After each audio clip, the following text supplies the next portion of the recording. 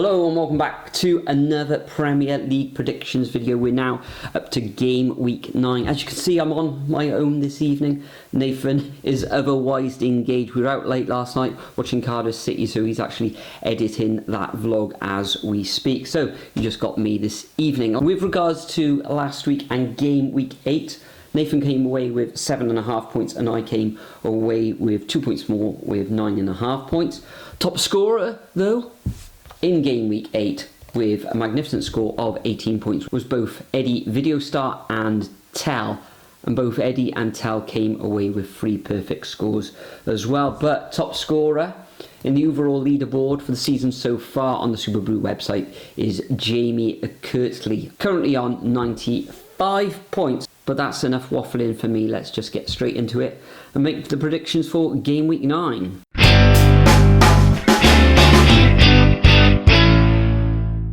So first up on Friday evening, kicking off at 8 o'clock UK time, live on Sky, we've got Leicester City coming up against Nottingham Forest. Geographically quite close to each other, you could say. But in the league table, Leicester City currently in 14th position and Nottingham Forest having a great start to the campaign thus far. In 8th position, Nottingham Forest last time out came away with an excellent 1-0 victory against Crystal Palace on Monday evening. And Leicester City is back-to-back victories now for the Foxes, with a 3-2 away victory against Southampton, where they were down in that match, and prior to that it was a home victory against Bournemouth. So Leicester will be looking to pick up all 3 points. We've scored quite a few goals so far as well this season, with 12 in their 8 matches, but Nottingham Forest just 1 defeat in their last 6 matches, which was a home reverse against Fulham. Leicester will be looking to get a positive result at home, and Nottingham Forest, I don't think they'll lose this match. Up front for Nottingham Forest, Chris Wood has been banging in the goals. He's got 5 goals so far this season, which makes him second joint top scorer with, I think it's 5 other players in the Premier League. So expect to see him amongst the goals in this one, unless of course I pick him for my fantasy football side and he won't score inevitably. This one, I think they'll cancel each other out under the lights in Leicester, and I'm going to go for a 1-1 draw.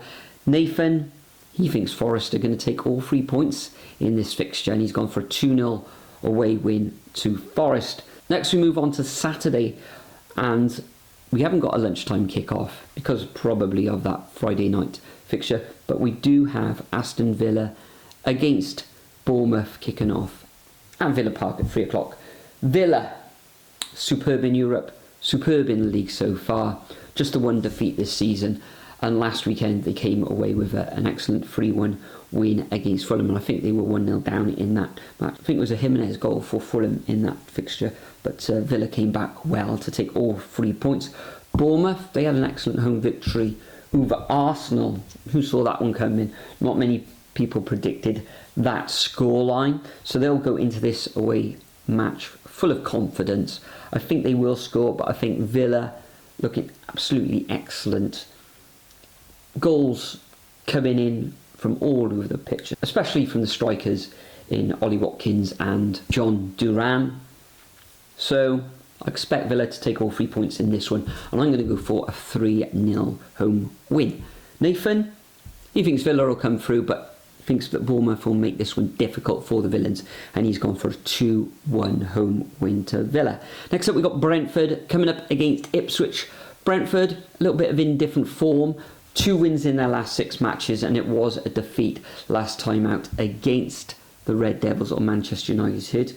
Ipswich currently in the 17th position without a win in the league this season, losing their last match against Everton at home, which they would probably be looking to get something out of that match. So it's not looking good for Ipswich at the moment. They've got a few injuries as well, which is a bitter blow for the Tractor Boy. So I think Brentford win this one.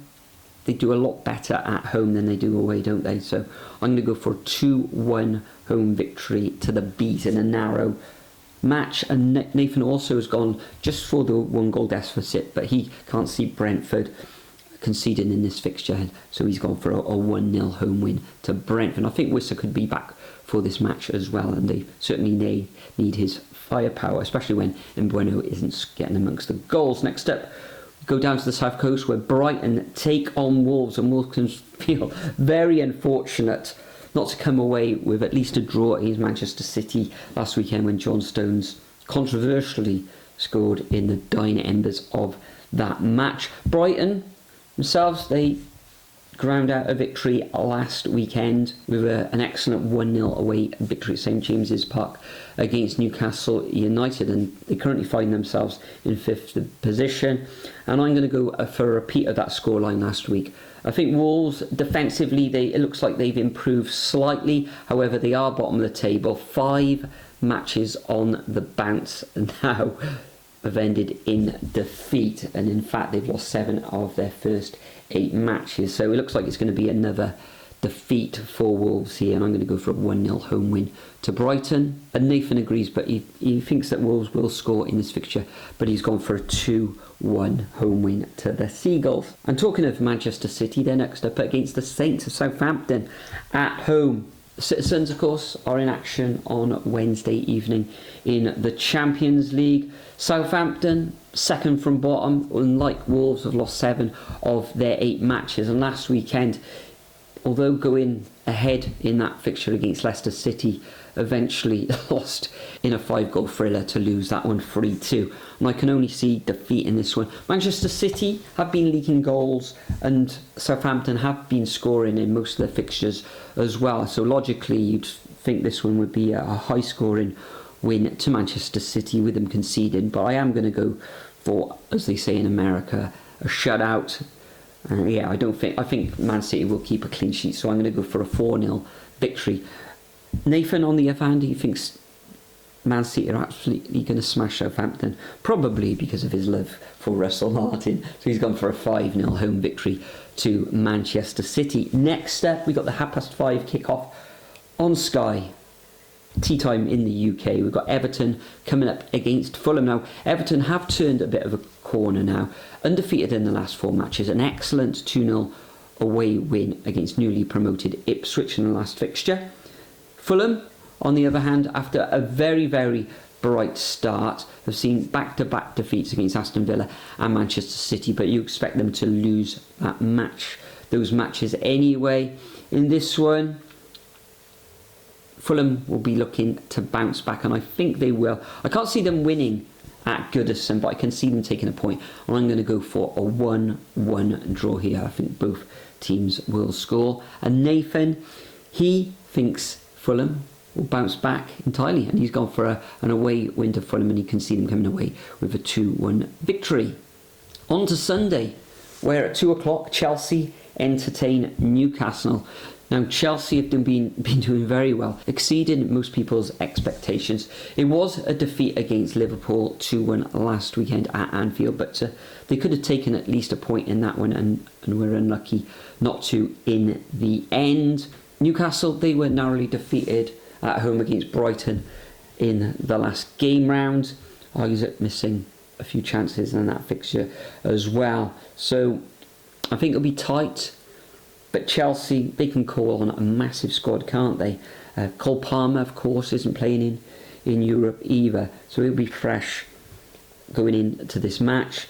And I think Chelsea will nick this one, and I think they'll win 2-1. Nathan, he thinks it's going to be even tight, and he's sitting on the fence with this one, and he's gone for a 1-1 draw. Also, at 2 o'clock on Sunday, sees an all-London affair with Crystal Palace coming up against Spurs at Selhurst Park. Crystal Palace currently find themselves in the bottom 3, the relegation spots, and they're without a win this season, and it's been 3 defeats as well for the Eagles. Spurs riding high for them, currently in 7th position. 3 wins out of 4 for Tottenham. An excellent 4-1 home win against West Ham. They're certainly banging in the goals, and Brendan Johnson's in fine form, but although he didn't find himself on the score sheet last weekend. But Son returned to scoring ways. Spurs find themselves in action in Europe on Thursday evening, but they do play on Sunday. That could play into Crystal Palace's hands, and I think Palace will score in this fixture, but ultimately with the amount of firepower that Tottenham have at their disposal. I think they'll come away with all 3 points in a narrow 2-1 away victory. And Nathan has gone exactly the same for me in this one. He's gone for a 2-1 away win to Spurs as well. The penultimate game for this week sees West Ham coming up against Manchester United at the London Stadium. Of course, on Thursday evening, Man United take on Fenerbahce away, so they've got a bit of travelling to do. Whether they head back to London after that game in Turkey remains to be seen. They'll probably go back to Manchester first and then fly down to London, no doubt. West Ham currently in 15th position, a heavy defeat against Spurs last weekend. They are back at home and it's possible that they could get something in this match. Manchester United moving up to 12th position, a win against Brentford in the last home fixture, and it was a very creditable draw against Aston Villa the week before that. They are currently finding it hard to score, and I can't see them scoring many goals in this one. A difficult one to predict, but I am just going to favour the Red Devils, and I'm going to go for a very, very narrow 1-0 away win to Manchester United. And of course, Kudos is suspended for this one for West Ham. Nathan, on the other hand, he thinks West Ham are going to come away with all 3 points, and he's gone exact opposite to me. He's gone for a 1-0 win for the Hammers. And the final fixture of this game week sees thirds taking on first in Arsenal, taking on Liverpool. Now, Liverpool have been absolutely excellent so far this season. Apart from that reverse at home against Nottingham Forest, it's 4 wins on the bounce. A very good win in the end against Chelsea in game week 8. Arsenal, on the other hand, a little bit of a stutter, losing away against Bournemouth. Saka didn't feature in that one, and he wasn't available in Europe either on Tuesday evening. Saliba will be suspended for this as well, and in the middle of the park, of course, Odegaard is still to return from injury, so I think they will find it tough against Liverpool. However, being at home, I think they will get something in this one. I don't think there'll be a lot of goals, and I think it will be very, very tight. Liverpool have only conceded 3 goals in their 8 matches that they've played as well, so tight. At home, though, Arsenal do tend to score, so I'm going to sit on the fence with this one. I think probably Liverpool will be happier than Arsenal to get a point win this one, so I'm going to go for a 1-1 draw. And Nathan has gone exactly the same. He's gone for a 1-1 draw as well. So those are our predictions for game week 9. Make sure you leave your predictions over at the Superbru website. All the details are in the description. Unfortunately, myself and Nathan aren't going to be at West Brom, so there won't be a vlog over the weekend for the Cardiff City fixture. We've got other commitments on Saturday. So all that remains to be said is enjoy the Premier League action over the weekend. I'm sure Nathan will be back next week as usual, and we'll see you all in the next video. I'll keep hustling.